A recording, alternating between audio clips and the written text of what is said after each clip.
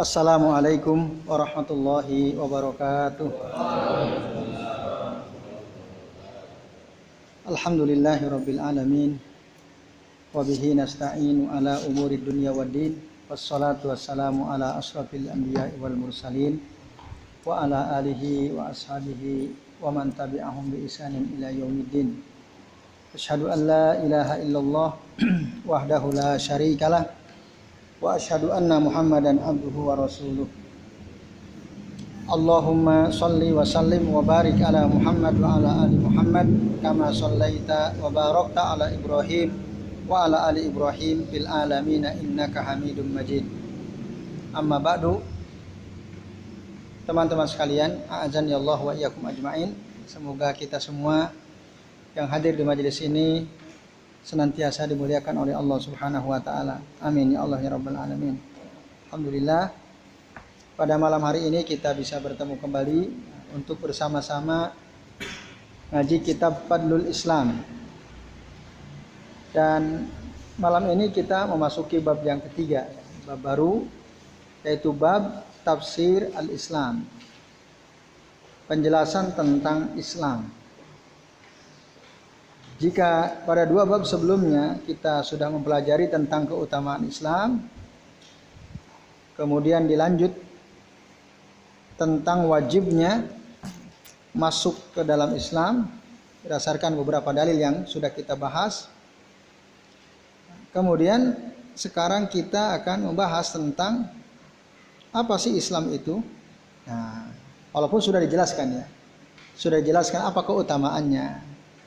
Sudah dijelaskan kenapa kita wajib masuk Islam.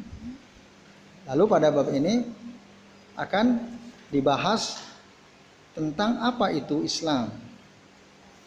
Supaya tidak ada orang yang mengaku dirinya Islam dan dia nggak paham apa itu Islam.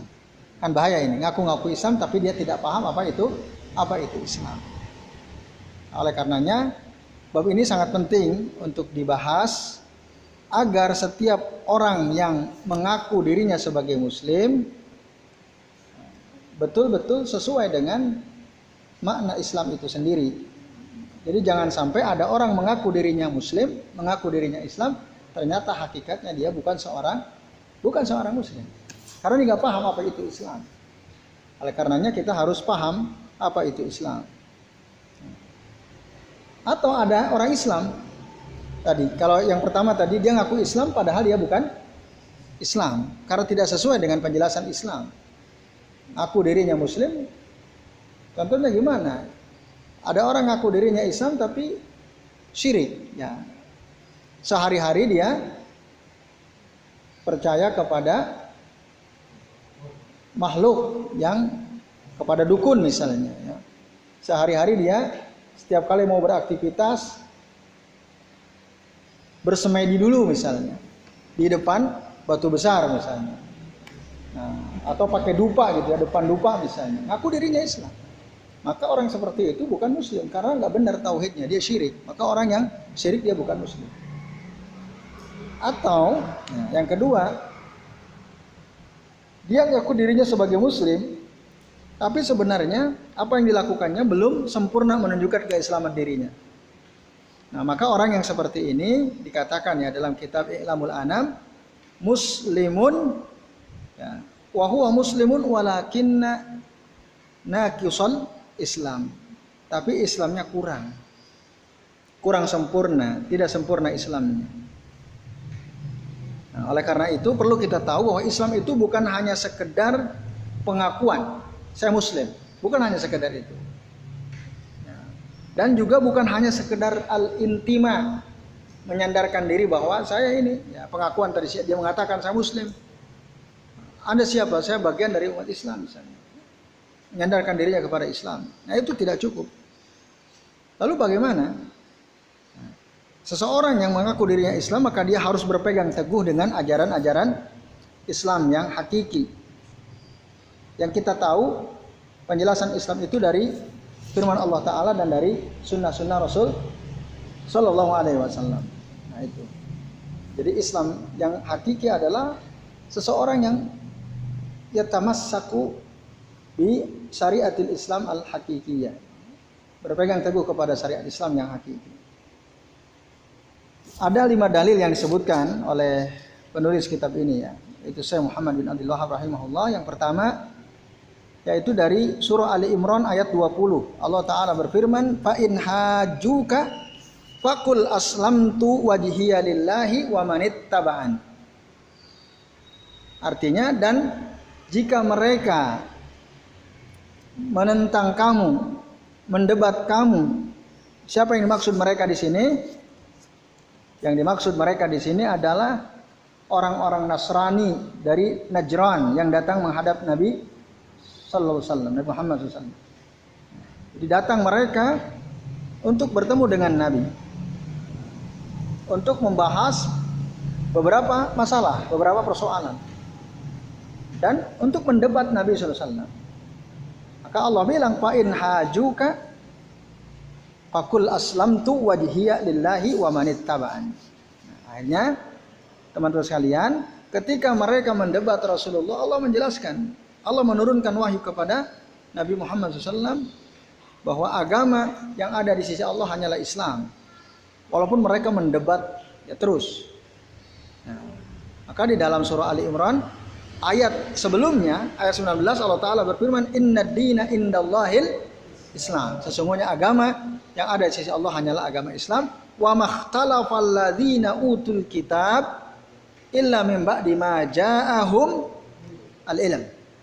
Dan tidaklah ahlul kitab itu berselisih. Jadi ahlul kitab tidak berselisih mereka illa kecuali min ba'di ma ja'ahum, setelah datang kepada mereka apa? Al-ilmu. Al-ilmu itu apa maksudnya? Ya Al-Qur'an maksudnya. Al-Quran yang Allah turunkan kepada Rasul itulah ilmu. Lalu ditetapkan Rasul sebagai Nabi dan seorang Rasul. Nah setelah itu baru mereka berselisih.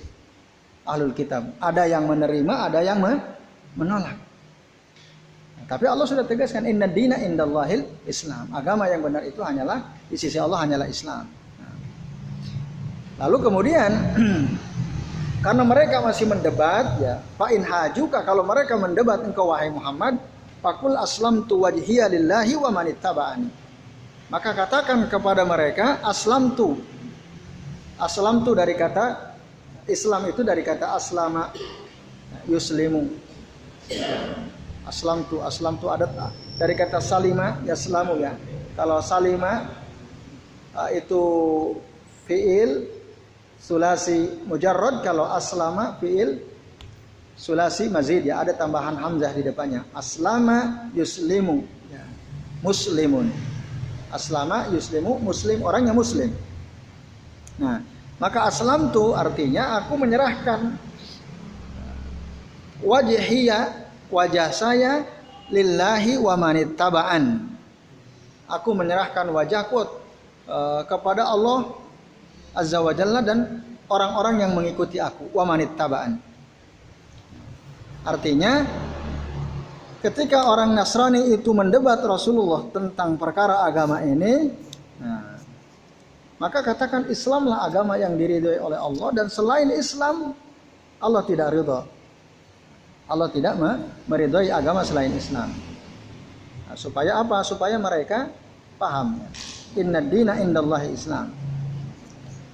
Lalu Nabi tadi menegaskan, fakul Allah bilang, katakan Muhammad aslamtu wajhiya lillahi wa manittaba'ani. Jadi udah katakan saja kepada mereka bahwa aku memasrahkan wajahku ini kepada Allah Azza wa Jalla. Jadi hanya menghadap Allah Azza wa Jalla, taat dan tunduk kepada Allah saja. Nah, teman sekalian, kenapa pada ayat ini kok yang disebut hanya wajah? Kalau kita mendengar kata wajah, apa yang ada di pikiran kita? Wajah. Ini kan? Kok kenapa hanya wajah saja yang disebut? Ini penting juga, ada orang bertanya, kenapa wajah toh yang disebut? Nah, lalu badannya gimana? Nah, badannya gimana? Yang lain anggota tubuh kan banyak, bukan hanya wajah. Kok hanya wajah yang disebut? Qul aslamtu wajhiya lillah. Kok hanya itu yang disebut? Kok kenapa nggak disebut? Ya, Qul aslamtu jismi lillah misalnya, au badani lillah. Kok enggak? Kan itu lebih umum, badan atau jasmani saya lillah. Nah, penjelasannya terus kalian, ungkapan kata wajah pada ayat ini ya, dikatakan dalam kitab I'lamul Anam li faidatin azimah. Di sana ada faidah yang sangat agung ya, yang sangat besar, yaitu satu ya, wajah itu adalah anggota tubuh yang apabila dia menghadap, ya, maka yang lain juga akan mengikuti. Apabila dia menghadap, yang lain tidak akan ikut. Jadi kalau kita mau berjalan kemana, tentu wajah kemana, itu nanti yang lain ikut. Gitu. Maka man aslama al wajha fa innahu la yaltafit amman tawajjaha ilaihi ayya iltifat. Barang siapa orang yang menghadapkan wajahnya kepada sesuatu, maka dia tidak mungkin akan menoleh kepada yang lain. Seluruh badannya akan ikut wajahnya. Satu. Yang kedua, li'anna al-wajha huwa mahallu at-tarkiz. Karena wajah itu adalah ya sesuatu yang kita bisa fokus. Fokus dari tubuh kita ini adalah wajah. Itu. Kalau ada orang nggak ada wajahnya bisa hidup nggak ya? Wajahnya hilang, kepalanya hilang ya. Kalau orang nggak ada tangannya bisa hidup? Nggak ada kakinya bisa hidup? Nggak ada telinga bisa hidup? Tapi kalau nggak ada seluruh wajahnya, bisa nggak orang hidup? Ya. Nah, walaupun mungkin ada wajahnya yang rusak, ada juga karena kena air keras misalnya kan. Nah, wajah ini inti, ya, fokus dari tubuh setiap manusia. Nah, ini diantara penjelasan, maka wajah ini mewakili seluruh tubuh kita. Kalau wajah sudah menghadap, yang lain akan ikut. Oleh karenanya, ayat ini mengungkapkan dengan istilah Qul aslamtu wajhiya lillahi wa manit taba'ani. Itu penjelasan yang sekali. Nah kemudian dalam ayat ini ya, dijelaskan tentang a'zamu al-istislam lillahi jalla wa ala. Istislam tadi apa? Ketundukan seseorang ya, yang paling agung kepada Allah Azza wa Jalla. Istislam itu tunduk tadi, pasrah kepada Allah Azza wa Jalla. Memasrahkan wajahnya ya, tawajuh kepada Allah dengan ketaatan dan ketundukan kepada Allah. Lalu memasrahkan seluruh anggota tubuhnya ya, kepada Allah dengan cara menggunakan seluruh anggota tubuh kita ini untuk mentaati seluruh perintah Allah Azza wa Jalla. Dan termasuk memasrahkan hati kita di dalam masalah niat dan tujuan. Kita tidak memalingkan kecuali hanya ikhlas karena Allah Ta'ala. Nah, itulah kesempurnaan keislaman seseorang ketika dia memalingkan wajahnya hanya kepada Allah, menggunakan seluruh anggota tubuhnya hanya untuk taat kepada Allah, dan memasrahkan hatinya dalam niat beribadah juga hanya kepada Allah. Lalu yang dimaksud wa manit taba'ani maksudnya ya, yang orang-orang yang mengikuti aku ini yasmalu, mencakup manit taba'a ar-rasula sallallahu alaihi wasallam min ahdi as-sahabati hatta qiyamis sa'ah.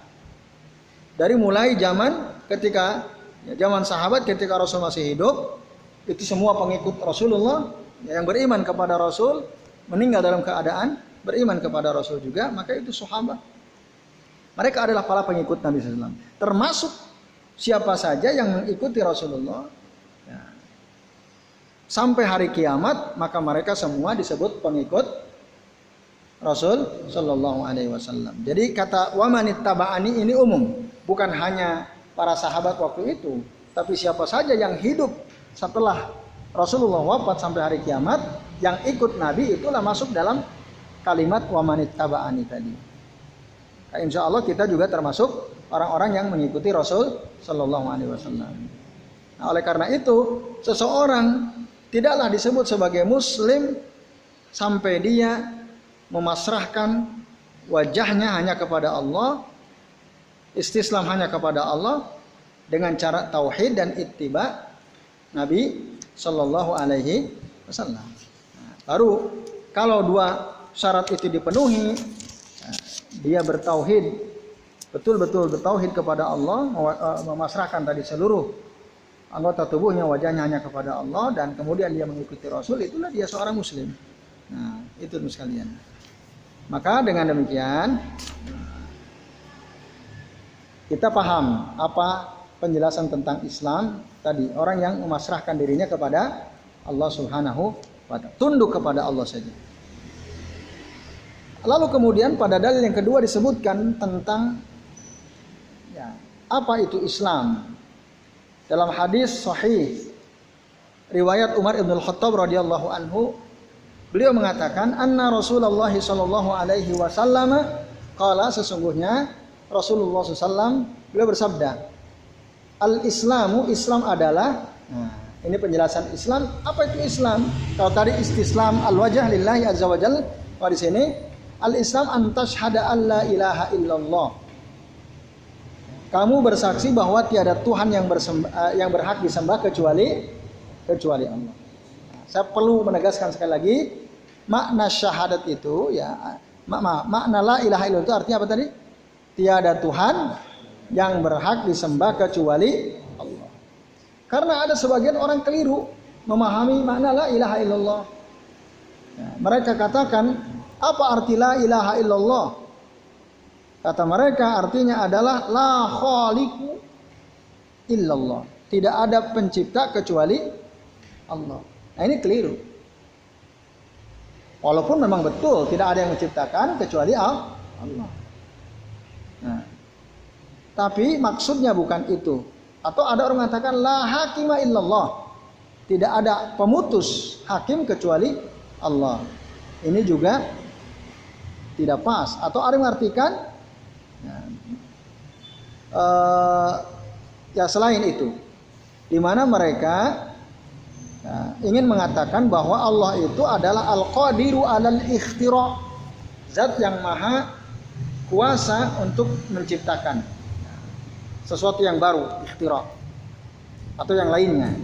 Nah, maka tafsir kalimah la ilaha illallah yang seperti ini batilun, tidak pas alias batil. Ini adalah perkataan orang-orang Mu'tazilah dan diikuti nanti oleh al-mutakallimuna, orang-orang yang menggeluti ilmu kalam, termasuk para filosof dan termasuk al-Asy'ariyah disebutkan di sini. Payam bagi at-tanabbuh bihada, maka kita harus berhati-hati dengan ini. Lalu yang benar apa? Yang benar tadi la ilaha illallah artinya tidak ada Tuhan yang berhak disembah kecuali Allah. Nah, ini bapak-bapak dan ikhwas sekalian. Itu satu, Islam itu syahadatnya. Dia bersyahadat bahwa tiada Tuhan yang berhak disembah kecuali Allah. Yang kedua, wa anna Muhammadan Rasulullah. Nah, ini syahadat, dua kalimat syahadat ya, maaf. Jadi Islam itu dia harus memberikan kesaksian, diucapkan bahwa tiada Tuhan yang berhak disembah kecuali Allah dan tidak ada Rasul. Tidak ada bahwasanya Muhammad itu adalah utusan Allah.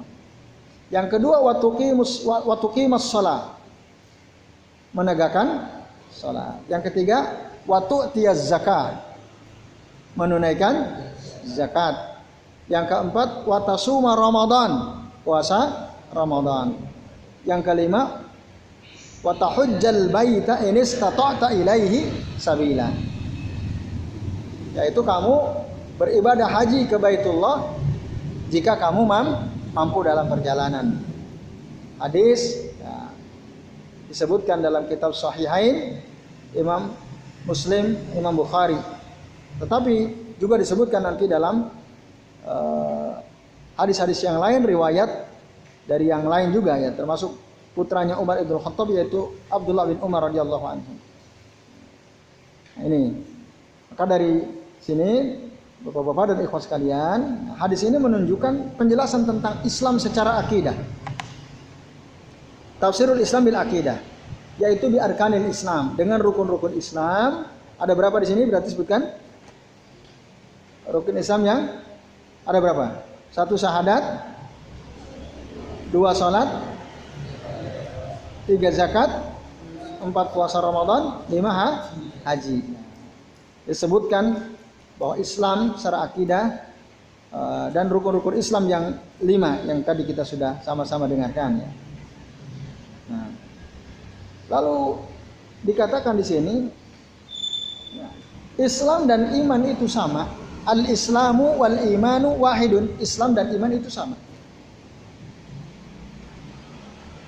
Bedanya kalau iman itu amalan hati, i'tiqadun batinan, keyakinan di dalam batin kita, maka iman itu adalah keyakinan, akidah, apa yang kita yakini di dalam hati kita.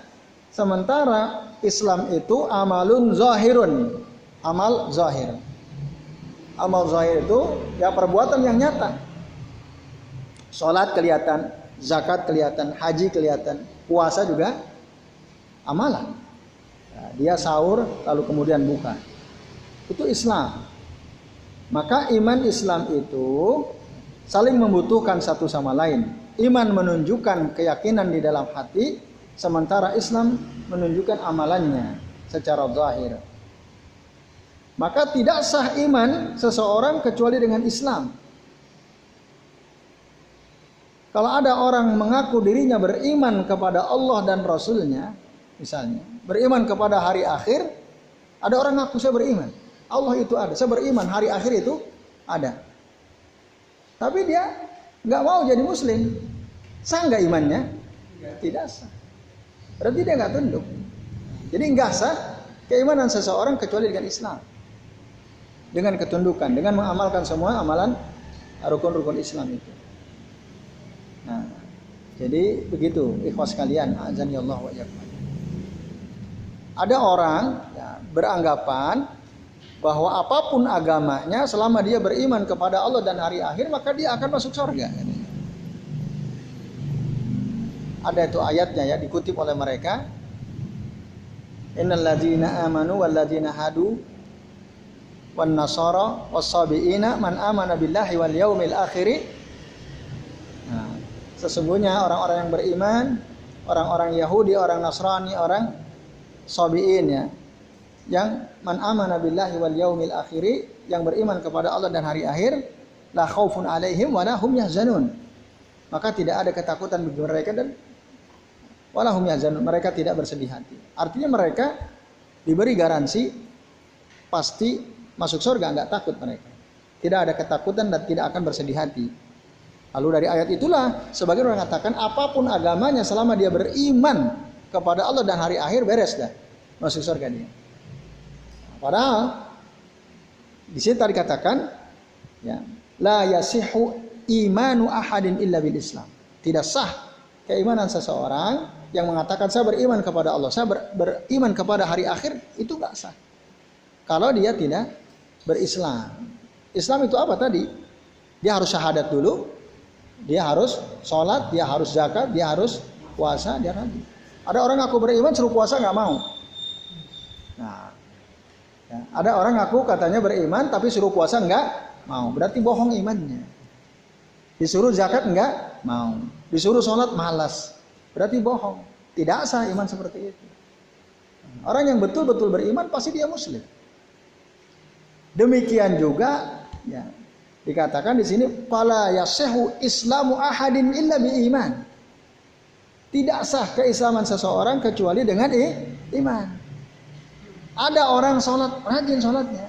Suruh puasa mau dia puasa. Suruh bayar zakat dia bayar zakat. Suruh ke haji gampang, saya uang banyak berangkat. Nah. Tapi hatinya nggak percaya sama Allah Subhanahu Wa Taala. Nggak punya iman gitu.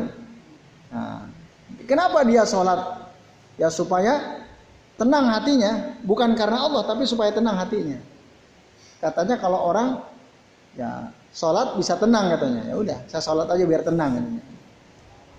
Nah terus puasa ya toleransi lah sama orang puasa, masa nggak puasa saya ikut puasa juga lah gitu ya. Zakat katanya kalau di hartanya dijakatin tumbuh, masa ingin harta saya tumbuh ini tak zakatin, tujuannya itu. Nah, dia nggak beriman kepada Allah, bukan karena ingin tunduk kepada Allah. Maka orang yang seperti ini menampilkan amalan-amalan Islam tanpa ada keimanan, ya maka tidak bukanlah muslim.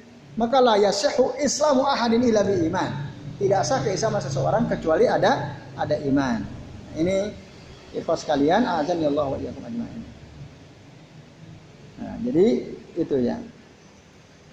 Maka kemudian tadi katakan Islam itu syahadat ya, kesaksian bahwa tiada Tuhan yang berhak disembah kecuali Allah. Nah, dalam syahadat itu terkandung di dalamnya satu ya i'tiqad, ya al-i'tiqad, keyakinan.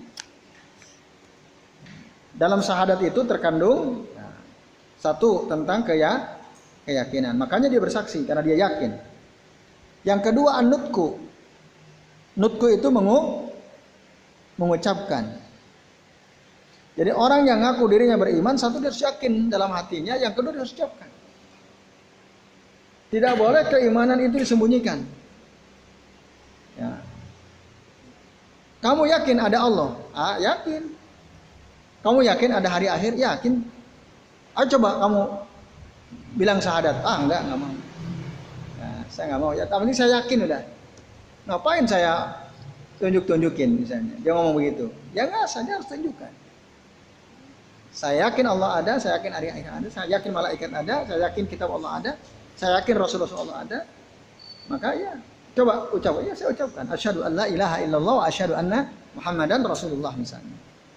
Nah, yang ketiga syaratnya ya, syarat syahadat itu yang sebagai ekspresi dari keimanan adalah dia harus menunjukkan kepada orang lain ya, selain tadi dengan ucapan juga dengan amalan. Amal-amal yang nampak. Nah, itulah dia ya, tiga perkara yang terkandung dalam makna syahadat itu. Ini. Oleh karena itu ya, penjelasan para ulama salaf dalam ya, menggabungkan ketiga makna tadi, yaitu diyakini dalam hati, diucapkan secara lisan, diamalkan secara zahir ya, amal perbuatan kita. Nah, itu harus digabung, semuanya harus ada gitu maksudnya. Tidak boleh ya hanya diucapkan saja tanpa diyakini, itu nggak boleh. Kalau ngucapin tanpa meyakini namanya munafik. Nah, mengucapkan meyakini tapi tidak mengamalkan namanya orang fasik. Dia tahu tapi dia nggak mau ngamalin, dia fasik. Nah, tidak mau ngucapin, tidak mau mengucapkan. Dalam hati dia bilang saya yakin, dalam hati coba ucapin. Nah, itu juga nggak bisa. Maka ketiga perkara itu harus ada dilakukan oleh seseorang yang mengaku dirinya sebagai orang Islam atau sebagai orang beriman. Nah, ini terus kalian ya. Jadi iman dan Islam itu satu, saling melengkapi satu sama lain.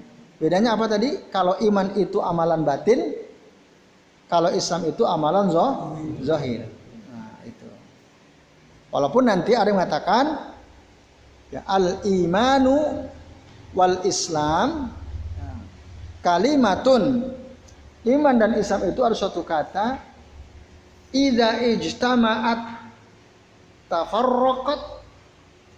Apabila kedua kata itu berkumpul dalam satu kalimat, maka artinya beda. Idza ijtama'at tafarraqat.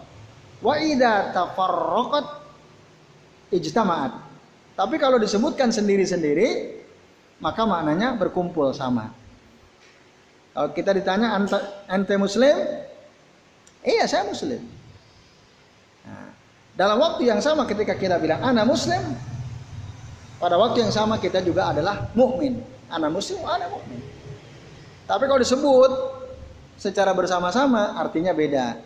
Mana bedanya tadi? Kalau iman itu amal batin, Islam itu amal zahir. Nah, itu teman-teman sekalian.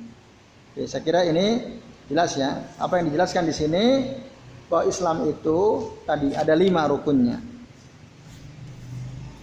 Nah, lalu kemudian teman-teman sekalian, kalau ada orang meninggalkan semua rukun Islam yang 5 ini, nah, fa innahu laisa bimuslimin, maka dia bukan seorang muslim.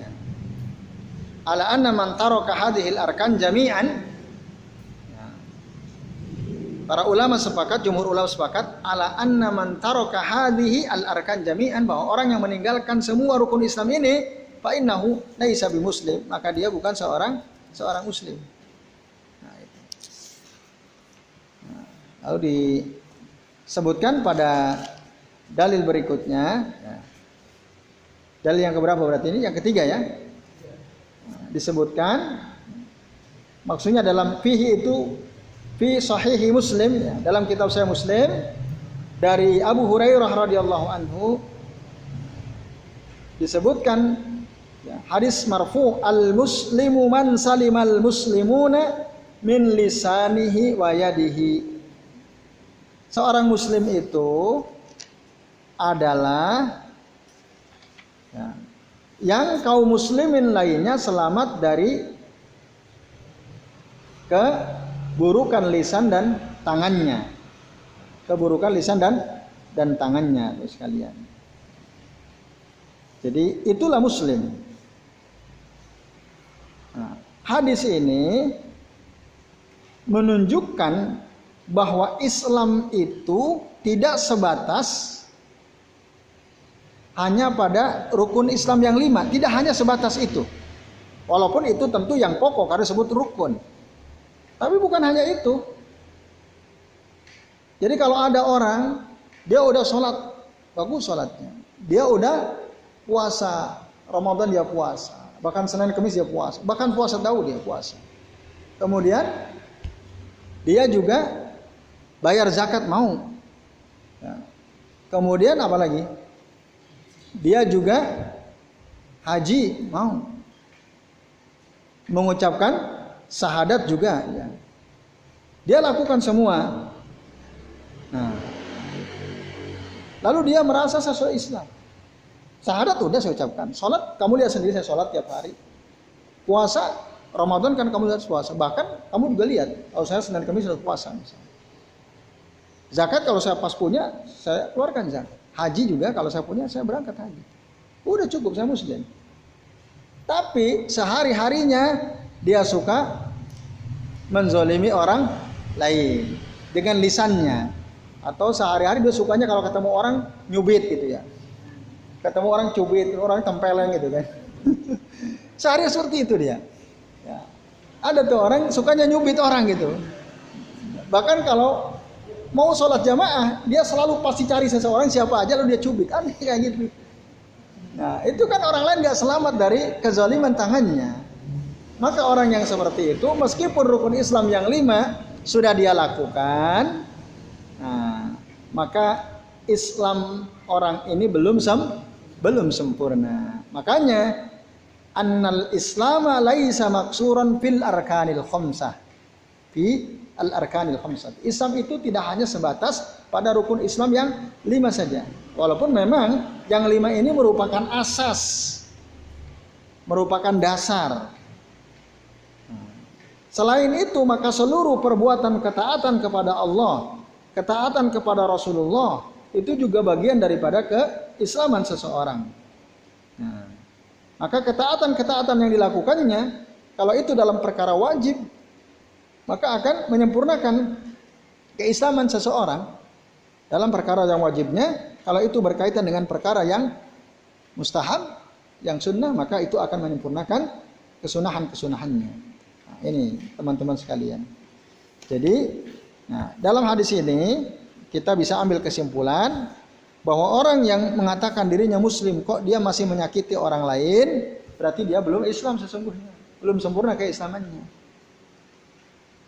Kesempurnaan Islam seseorang, selain dia memenuhi rukun Islam yang 5, dia juga, ya, menjaga lisannya, menjaga tangannya dari berbuat zalim kepada orang lain atau dari nyakitin orang lain. Nah, lalu teman-teman sekalian, kalau iman, kita sering mendengar iman itu kadang bertambah, kadang berkurang, ya. Al-imanu yazdadu wa yanqus, kan itu. Bertambah dengan apa iman itu? Bit-ta'ah. Al-imanu yazdadu bit-ta'ati. Iman akan bertambah dengan ketaatan. Semakin kita taat, iman kita akan semakin kuat. Wayan kusu bima. Dengan apa iman bisa berkurang? Bil maksiyah, dengan kemaksiatan. Semakin kita sering bermaksiat, iman kita akan turun terus, bisa ngedrop bahkan. Nah, pertanyaannya adalah mungkin nggak kita katakan Islam juga begitu? Islam bisa bertambah, bisa berkurang. Mungkin nggak? Pernah nggak orang antum mendengar ada orang membalik mengatakan Islam bisa bertambah, bisa berkurang? Pernah dengar? Belum, kecuali di sini. Ya. Jadi Islam juga bisa bertambah, bisa berkurang menurut sebagian ulama. Kalau kita katakan al-imanu yazdadu wa yankus, wal islamu kadzalika yazdadu wa yankus. Islam juga begitu. Walaupun ya, ada ulama mengatakan enggak dong, ya, Islam tidak bisa bertambah juga tidak bisa berkurang. Tidak sebagaimana iman. Nah, tidak sebagaimana iman. Ada yang mengatakan seperti itu. Ya. Wal Islamu la yajuzu an yuqala yazidu wa yanqus. Islam nggak boleh dikatakan bertambah dan berkurang, nggak boleh. Itu. Kalau iman iya, tapi Islam tidak bisa. Nah, ini perkataan dari perkataan dari Muhammad bin Ali yang dikutip oleh Al-Imam Al-Ajuri dalam kitab Asy-Syariah. Jadi beliau mengatakan Al-Islam la yajuzu an yuqal yazidu wa yanqus. Islam nggak boleh dikatakan bisa bertambah, bisa berkurang. Nggak boleh. Kenapa? Mana mungkin orang kalau sudah mengucapkan syahadat kok bisa berkurang? Syaratnya Islam kan mengucapkan 2 kalimat syahadat. Kalau orang udah mengucapkan 2 kalimat syahadat, apa bisa berkurang Islamnya? Bukankah pintu gerbang untuk masuk Islam adalah mengucapkan 2 kalimat syahadat? Masa orang sudah mengucapkan 2 kalimat syahadat kok bisa berkurang Islamnya? Gak bisa. Menurut sebagian orang gak bisa. Kata saya Muhammad bin Ali ya. Itu. Nah, benar dari sisi itu bahwa Islam ya tidak mungkin bertambah dan berkurang dari sisi ya kalau yang jadi ukurannya adalah mengucapkan 2 kalimat syahadat. Memang tidak mungkin. Kita tidak bisa membayangkan bagaimana bisa bertambah, bagaimana bisa berkurang. Karena ketika orang mengucapkan 2 kalimat syahadat, dia masuk Islam. Oke, dari sisi ini memang betul demikian. Tapi dari sisi yang lainnya, in urida bil islami fi'lul wajibati zahirah. Ya. Kulliha fi'lu al wajibati zahirah. Kulluha, kalau yang dimaksud dengan Islam adalah seluruh amalan-amalan wajib secara zahir semuanya. Nah, itu bisa kita katakan Islam bisa bertambah, Islam juga bisa berkurang. Dilihat dari sisi itu, sebagaimana dikatakan oleh Al-Imam Al-Ajuri dalam kitab Asy-Syariah. Ikhwas sekalian, a'adzanillahu wa iyyakum ajmain. Nah, apa di antaranya ini? Jadi kalau ada seorang muslim kok nyakiti orang Islam lainnya dengan lisannya, misalnya suka menggibah orang lain. Dalam keadaan seperti itu, dia mengamalkan sesuatu yang dilarang oleh agama. Allah katakan wala yaghtab ba'dukum ba'dha. Janganlah kalian menggibah sebagian yang lain kepada sebagian yang lainnya. Nah, berarti ketika ada orang melakukan perbuatan menggibah orang lain, Islamnya dari sisi ya, amalan wajibnya berkurang karena dia melakukan sesuatu yang dilarangnya. Ini teman-teman sekalian, a'adzanillahu wa iyyakum ajmain. Nah, jadi Islam seseorang itu bertingkat-tingkat. Yatafawatu an-nasu fiha. Orang bertingkat-tingkat dalam keislamannya. Ya. Satu, ada orang Islam ya, yang rajin sholatnya kalau sholat jamaah terus. Kita sebut muslim. Ada juga orang Islam dia sholat tapi sholatnya hanya seminggu sekali hari Jumat toh misalnya. Kita kan sebut dia Islam juga. Apa dia muslim? Iya muslim. Kenapa kok kamu bilang dia muslim? Mau sholat Jumat, dia sholat Jumat kok. Nah setiap hari gimana? Gak tahu kalau tiap hari ya. Tapi kalau Jumat dia kelihatan misalnya.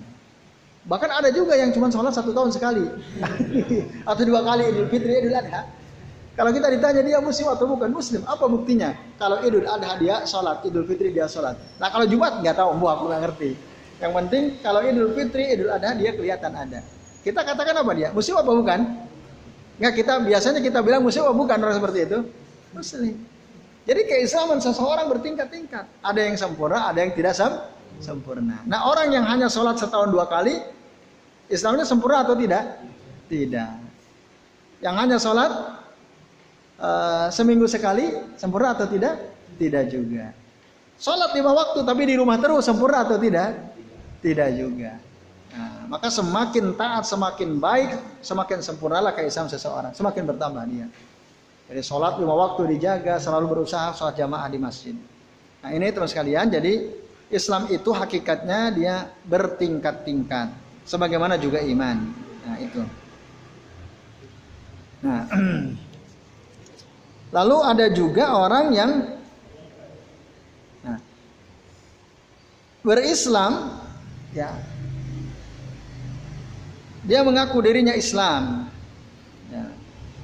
Lalu kemudian dia meninggalkan, ya, untuk menauhidkan Allah Subhanahu Wa Taala. Dia mengaku dirinya Islam tapi dia meninggalkan tauhid, ya, atau merusak tauhidnya dengan kesyirikan-kesyirikan.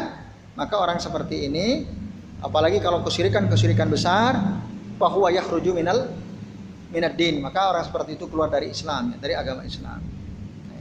Atau ada juga orang berislam tapi qassara wa aznaba. Qassara itu, ya, sangat terbatas sekali tadi sholat, tapi hanya di rumah sholatnya, nggak pernah sholat sunnah. Di luar itu dia juga kadang berbuat dosa. Ada yang seperti itu. Nah, maka orang-orang seperti itu yang semakin berkurang ketaatannya, berkurang pula keislamannya. Jadi dengan demikian kita boleh mengatakan Islam itu bisa berkurang, bisa bertambah sesuai dengan amalan masing-masing. Nah, jadi kalau iman yajdadu wa yanqus wal Islamu kadzalika yajdadu wa yanqus. Nah, itu yang ingin ditegaskan. Maka dengan demikian hadis yang kita baca barusan ini, yaitu hadis yang ketiga ini, menunjukkan kesempurnaan Islam. Jadi seorang muslim yang sempurna adalah orang yang tidak menzalimi orang lain. Orang Islam lain selamat dari dirinya, dari kezaliman tangan dan dari kezaliman lisannya. Al muslimu man salimal muslimuna min lisanihi wa yadihi. Nah, kalau kita lihat dari makna Islam sendiri, ya teman sekalian, kata muslim itu sendiri, aslama yuslimu, fi'il mudhari yuslim. Fa'ilnya adalah muslimnya. Orang yang berislam disebut muslim. Kita disebut muslim. Hukum apa? Kata dasar dari kata aslama itu salima yaslamu. Orangnya disebut salim.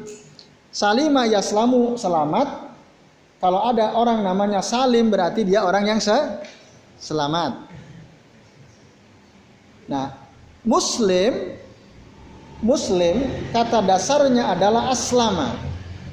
Berarti kata salima udah ditambahi kata huruf hamzah di depannya. Dalam teori ilmu shorof, maka kalau ada kata yang huruf asalnya 3 huruf lalu ditambahi 1 huruf di depannya, misalnya bisa di depan, bisa di tengah, bisa belakang. Ini depan, aslama itu depan. Nah, maka maknanya berubah. Kalau salima itu namanya fi'il lazim, kata kerja yang tidak butuh objek, salima. Selamat butuh objek atau tidak? Tidak kan? Ya, dia selamat dari kecelakaan. Ada objeknya nggak? Kata selamat itu butuh objek atau tidak? Kata selamat. Tidak kan?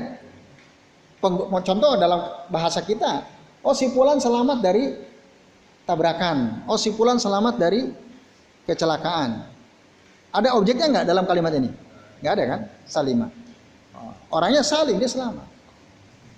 Nah kalau aslama itu artinya berubah, yang tadinya fi'il lazim menjadi fi'il muta'addi. Fi'il muta'addi itu adalah kata kerja yang butuh objek. Yang tadinya selamat, kalau ditambahi huruf hamzah depannya jadi menyelamatkan. Kata menyelamatkan butuh objek atau tidak? Contohnya gimana? Gimana contohnya? Coba gunakan kata menyelamatkan dalam kalimat sempurna.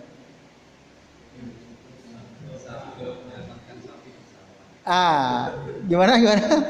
Mas Sabdo menyelamatkan sapi yang mau tenggelam di sawah misalnya, ya, mau kecebur sumur misalnya, kan butuh objek menyelamatkan sapi, objeknya sapi. Nah, ini jadi dilihat dari sisi bahasa teman-teman sekalian, bapak-bapak dan sekalian, kata aslama yuslimu muslim itu adalah orang yang menyelamatkan. Jadi seorang ya, yang mengatakan dirinya saya muslim, dia harus menyelamatkan.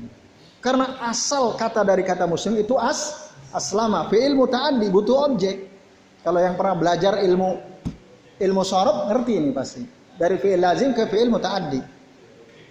Nah, butuh objek. Jadi kalau ada orang Islam kok tidak menyelamatkan orang lain, maka dia bukan muslim. Ada orang rajin puasa, rajin sholat lail, rajin sholat duha, sholat jamaah terus 5 waktu. Di jalan malam-malam pulang jam 1 gitu ya, ke Jembatan Janti misalnya. Sepi, tapi tiba-tiba ada motor keserempet mobil jatuh. Pas antum deketin, wah ternyata korbannya adalah wanita yang berpakaian seksi. Lalu antum mikir, tolong nggak ya, tolong nggak? Nggak usah, ini seksi kok, nggak mau saya tolong, ini haram, tinggalin. Orang Islam begitu nggak? Dia nggak, harusnya dia nyelamatin. Maka kalau ada orang Islam nggak peduli sama orang lain yang kena kecelakaan, ya, atau kebakaran gitu, rumah orang kebakaran, pas antum lihat, wah itu, nah. Orang kafir gitu ya. Atau tadi, ternyata di dalamnya perempuan tapi pakaiannya tidak syar'i gitu ya. Wah, nggak mau deh, saya nggak mau nyelamatin. Oh, nggak syar'i. Nah, ini bukan muslim. Seorang muslim itu selalu berusaha untuk menyelamatkan orang lain, imma fid dunya wa imma fil akhirah. Baik di dunia maupun di akhirat. Dia harus selamatkan. Gimana caranya? Kalau ada orang lain, kita panggil orang lain. Ayo kita tolong ini. Jangan ditinggalin. Ya. Kalau emang nggak ada orang lain, cuma kita sendiri, karena hujan deras jam 1 malam, jam 1:30, gimana cara nyelamatinnya? Ya kita sendiri, kan megang-megang yang haram, darurat ya, itu nggak ada masalah, darurat, nggak ada. Asal jangan antum gunakan kesempatan dalam kesempatan, jarang-jarang, nah itu bahaya. Nah, itu ya nggak boleh ya, nggak boleh. Niatnya harus ikhlas menyelamatkan diri orang tersebut yang keserempet mobil ya. Di malam hari yang hujan, gelap, nggak ada orang lain, selamatkan. Meskipun kita sendirian.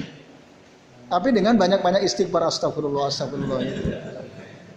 Itu. Nah, gimana Pak? Kalau normal ya nggak boleh ya.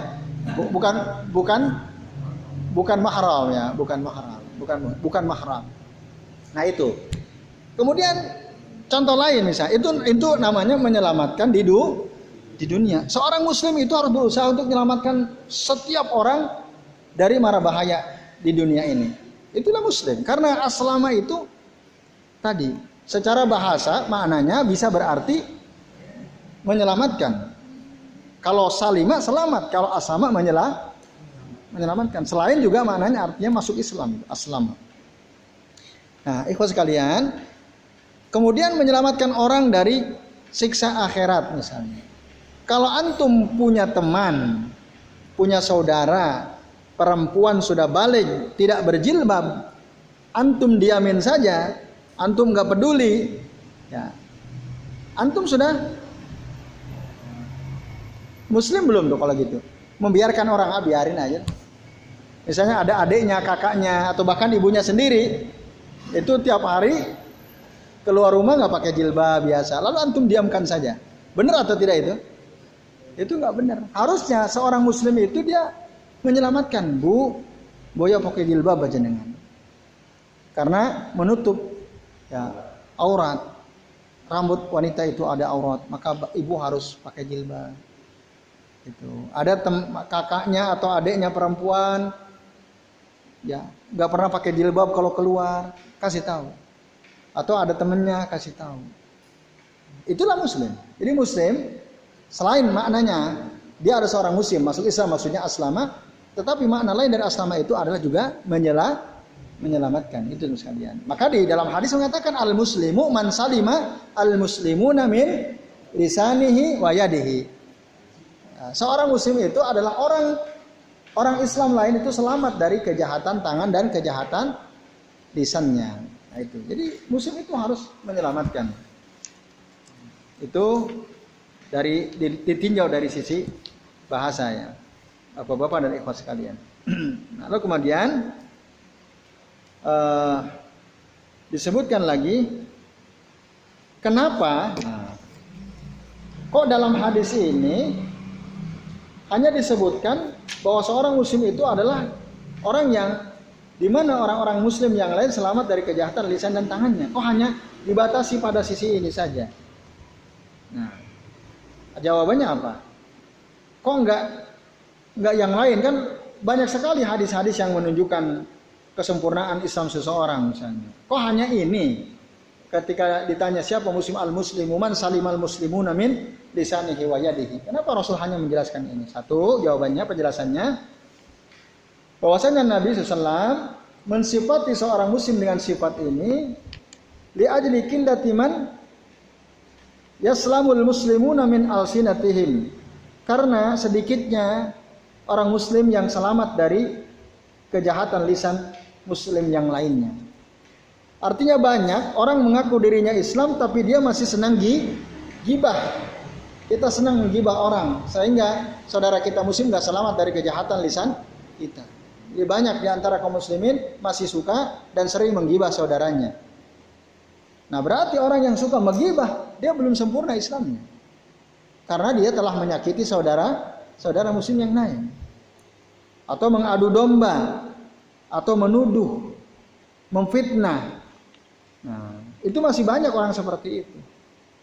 Sehingga banyak orang Islam tidak selamat bahkan dari kejahatan lisan saudaranya sendiri. Nah, terus sekalian.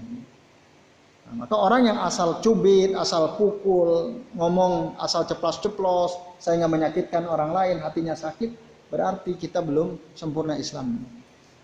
Orang Islam yang sempurna dia selalu menjaga lisannya. Dia jaga lisannya, jangan sampai ada orang lain tersakiti oleh lisannya. Dulu Mu'ad bin Jabal radhiyallahu anhu pernah bertanya kepada Rasul, "Ya Rasulullah, apakah kita akan diazab oleh Allah? Disebabkan karena lisan kita. Sakilat ka ummuka ya Mu'ad, celakalah engkau wahai Mu'ad." Berapa banyak orang yang oleh Allah diceburkan ke dalam neraka ala wujuhihim au ala manakhirihim illa hasaidu alsinatihim. Ada orang-orang yang oleh Allah dilemparkan ke dalam neraka sehingga tersungkur dia kepalanya duluan. Itu disebabkan karena apa? Disebabkan karena hasil perbuatan lisan mereka. Jadi setiap kata yang keluar dari mulut kita itu akan dihisab. Hati-hati. Nah, ini terus sekalian ya. Jadi jangan sampai kita menyakiti saudara kita. Dalam Al-Qur'an surah Qaf Allah mengatakan apa? Ma yalfidhu min qaulin illa ladaihi raqibun atid. Tidaklah ada satupun kata yang terucap oleh lisan kita kecuali pasti ada yang mencatatnya, raqib atid, dicatat. Maka Islam itu jangan sampai, seorang muslim jangan sampai menyakiti orang lain dengan lisannya. Apalagi juga dengan tangannya. Ya, asal main pukul, main tendang, main jambret gitu ya. Atau korupsi karena tangannya. Dia berbuat jahat kepada orang banyak, dia korupsi, ngambil uang atau mencuri. Maka orang yang korup, para pencuri, para pembegal yang melakukan kejahatan menyakiti saudaranya muslim, dia bukan muslim. Bukan muslim yang sempurna maksudnya. Nah, itu terus sekalian. Jadi hadis ini menjelaskan tentang siapa sih seorang muslim yang sempurna itu. Yaitu, nah, terus sekalian. Nah, ini saya kira ya apa yang kita bisa bahas pada kesempatan malam hari ini. Jadi 3 dalil ya. 1 surah Ali Imran, yang kedua tadi hadis sahih Abdullah bin Umar, dan yang ketiga dari Abu Hurairah radhiyallahu anhu. Saya kira mudah-mudahan ini tambah memperjelas kita ya. Jadi begitulah seorang muslim ya. Gitu. Jadi dia disifati oleh Rasul adalah orang-orang yang dimana orang muslim yang lain selamat dari keburukan lisan dia dan keburukan tangan dia atau kejahatan tangan dia. Dan terakhir sebagai penutup, dari sisi yang lain, kenapa juga Rasul menyebutkan hanya itu? Karena ketika Rasul mensifati seorang muslim dengan sifat yang tadi disebutkan dalam hadis ini, hadis tadi ya, al-muslimu man salimal muslimuna min lisanihi wa yadihi, karena ini sangat dibutuhkan lisiddatil hajah ilaihi. Lisiddatil hajah ilaihi, sangat dibutuhkan. Artinya seorang muslim betul-betul dia harus paham ini, jangan sampai dia menyakiti saudaranya dengan lisan maupun dengan amal perbuatannya atau dengan tangannya. Nah itu. Maka silahkan kita evaluasi diri kita masing-masing ya, kita koreksi diri kita masing-masing. Apakah lisan kita ini sudah kita jaga ya, sehingga tidak menyakiti orang, atau apakah tangan kita, kaki kita ini sudah kita jaga dan sehingga kita tadi tidak menyakiti orang lain. Kalau sudah, alhamdulillah, berarti kita sudah sempurna. Tapi kalau kadang-kadang masih menyinggung orang lain, menyakiti hati orang lain, berarti kita belum sempurna. Nah, termasuk tentu saja yang dimaksud selamat dari tangan juga ini ya apa, misalnya kita menyakiti orang lain dengan medsos pakai tangan kan, nah, itu juga bahaya tuh. Ya, contoh kontemporer ya, ada orang menyakiti orang lain dengan tangannya lewat medsos, tapi dia nggak sadari. Contoh misalnya, ada orang membuat poster gambar gitu ya, dia tulis identitasnya, ditulis identitas yang buatnya siapa. Lalu orang lain cocok dengan poster itu, lalu dia share kepada orang lain, identitas penulisnya dihapus. Nyakitin nggak tuh? Ada nggak yang kayak gitu? Nah, itu nggak boleh juga. Dia tidak punya amanah ilmiah itu. Ya, secara ilmu dia tidak amanah, karena dia menyembunyikan siapa yang membuat poster itu. Itu saya pernah menemukan. Dia posting, sharing poster orang, tapi identitasnya dihapus semua sama dia. Nah, ini nggak boleh. Apa tujuannya coba? Nah, tapi juga dia nggak menulis namanya. Dia hanya menulis si pembuatnya. Nah, atau ada tulisan artikel bagus, ditulis nama penulisnya siapa, lalu sama kita share, tapi kita hapus dulu nama penulisnya. Ini nyakitin nggak? Ya ini nyakitin, nggak boleh juga kayak begitu. Nah, di dunia kontemporer yang sekarang, nah itu berarti ini tangan kita masih nyakitin orangnya. Itu amanah ilmiah ya. Maka kalau dalam ilmu hadis itu disebut tadlis.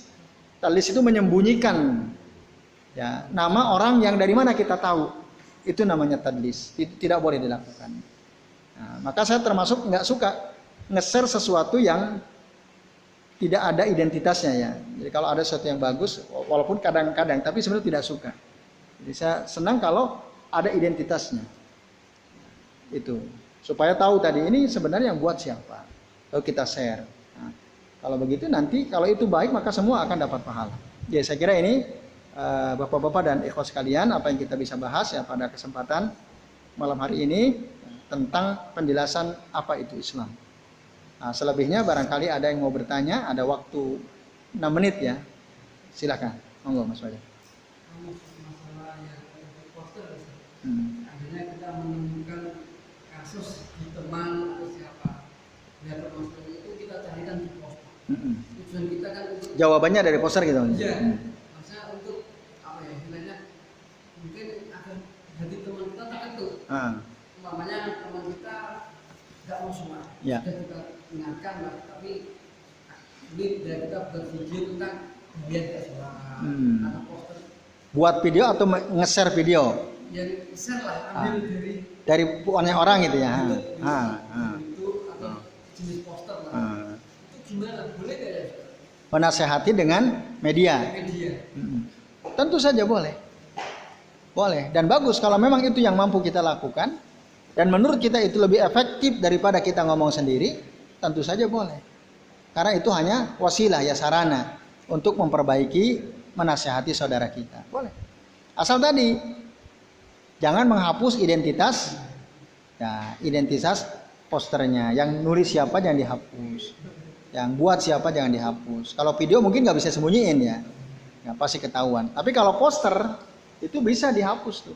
Nama identitasnya. Namanya kan biasa ada kan? Ada nama identitas yang buat, biasanya ada pribadi atau ada lembaga kan gitu. Nah, itu jangan dihilangin. Kalau kita memang mau menggunakan poster tersebut ya, poster nasihat tersebut. Ya, Allah taala alam. Monggo Mas Isti.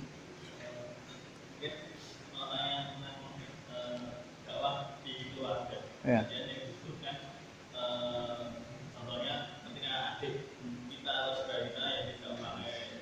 Maka orang tua kita itu seberapa ininya kerasnya atau seberapa masifnya kita dakwah terhadap saudara kita. Itu kan kalau ibu kita beritahu yang belum baik juga karena ya itu 1-2 kalau belum dilakukan tentunya terus.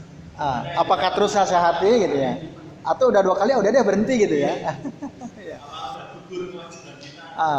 Dengan 1-2 kali melakukan nggak ada perubahan ya udah berarti saya udah melakukan kan gitu. Apakah sudah gugur atau belum? Atau seberapa intensif, seberapa masif, seberapa lama kita dikatakan sudah menunaikan kewajiban kita sebagai seorang muslim. Nah, baik teman sekalian. Nah, tidak ada batasan tertentu. Yang terbaik adalah nasihati orang sampai dia berubah. Sampai dia berubah. Kalau dinasihati belum berubah, berdoalah. Nah, gitu. Kita udah berkali-kali menasehati ya, tapi nggak ada perubahan. Bahkan mungkin yang terjadi justru kita disemprot sama dia gitu ya. Adik kita sendiri kita nasihati dia malah marah-marah, marahin kita gitu ya, atau kakak sendiri. Nah, atau ibu sendiri mungkin bentak-bentak kita. Kamu rempong amat sih. Nah, udah cukup misalnya. Ada kalimat-kalimat yang keluar dari lisan orang yang kita nasihati menyakiti kita misalnya. Kita harus sabar. Dulu Abu Hurairah radhiyallahu anhu, Abu Hurairah, ibunya kan lama baru masuk Islam. Sebelumnya ibunya itu agamanya Nasrani. Diajak oleh Abu Hurairah, ayo bu kita masuk Islam. Gak mau. Halo ya bu, ayo kita masuk Islam. Gak mau. Gak mau ibunya. Kekeh gak mau. Nah akhirnya Abu Hurairah berkali-kali mendakwahi menasihati ibunya yang Nasrani itu gak bisa. Datanglah beliau kepada Rasulullah, cerita ya Rasulullah saya sudah mendakwahi ibu saya untuk supaya masuk Islam, tapi dia enggan terus ya Rasulullah. Abad enggan, nggak mau. Mohon ya Rasulullah, doakanlah ibuku supaya dia dibukakan hatinya untuk masuk Islam. Dia minta doa kepada Rasulullah. Dia cari orang saleh, yaitu Rasulullah waktu itu, tentu orang yang paling saleh. Lalu minta supaya mendoakan ibunya, dan Rasul mendoakan. Rasulullah mendoakan ibunya. Di samping itu Abu Hurairah sendiri berdoa kepada Allah Subhanahu wa taala. Nah, maka suatu saat setelah Abu Hurairah datang kepada Rasulullah, beliau pulang untuk menemui ibunya untuk kembali mengajak ke dalam Islam. Tapi waktu dia pulang, ibunya sudah kunci pintu. Dikunci pintunya. Aglaqat al-bab. Abu Hurairah tentu nggak bisa masuk. Ketika dipanggil ibu gitu. Nah, ternyata setelah didoakan oleh Rasulullah SAW, ibunya dari dalam rumah mengatakan, ya Abu Hurairah, wahai Abu Hurairah, aslamtu, saya sekarang sudah masuk Islam. Nah, didoakan oleh Rasul Sallallahu Alaihi Wasallam dan mustajab doa Rasul, masuk Islam, pulang langsung masuk Islam ibunya. Padahal berkali-kali, bertahun-tahun Abu Hurairah mendakwahi ibunya yang Nasrani ini nggak mau. Nah, maka batasnya sampai kapan? Sampai ada perubahan. Selama itu tidak mengancam diri kita, gitu ya. Kita nasihati ibu atau kakak kita yang belum mengikuti syariat Islam, contohnya tadi masih belum pakai jilbab, selama dia masih belum berubah terus nasihat. Walaupun mungkin kadang-kadang dia menghina kita ya, mencaci maki kita, sabar. Terus berdoa atau minta siapalah teman kita yang kita anggap soleh, tolong bantu doakan ibu saya misalnya, bantu doakan kakak saya supaya dia mau pakai jilbab gitu. Itu terus ya. Terus tidak ada batas akhir. Nah kecuali kalau katanya nasihati terus sampai akhirnya saudara kita itu meninggal dunia dalam keadaan belum pakai jilbab. Nah apakah kita berdosa? Tidak. Kita sudah bebas tanggung jawab karena tanggung jawab kita sudah kita lakukan. Nasihati terus. Hanya memang taufik Allah belum sampai kepadanya sehingga dia meninggal dalam keadaan belum pakai jilbab misalnya. Tapi selama dia masih hidup terus lakukan.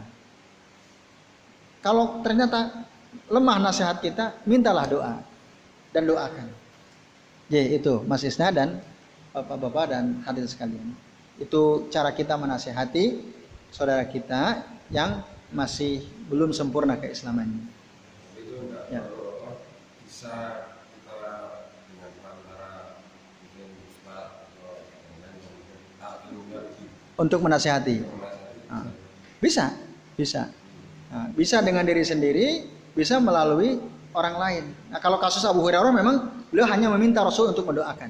Tidak meminta Rasul untuk datang ke ibunya untuk mendakwai, tidak. Abu Hurairah hanya datang, ya Rasul tolong doakan ibu saya. Karena kasus di depan saya ini kan juga orang malam. Ketok Islamnya. Ya. Ya ini kan masih Istrinya maksudnya. ini maksudnya punya mertua. Ya masih Nasrani. Ngasih yang ngasih tahunya kurang. Mantap. Akhirnya malah apa? Malah Semakin kekeh. Ya.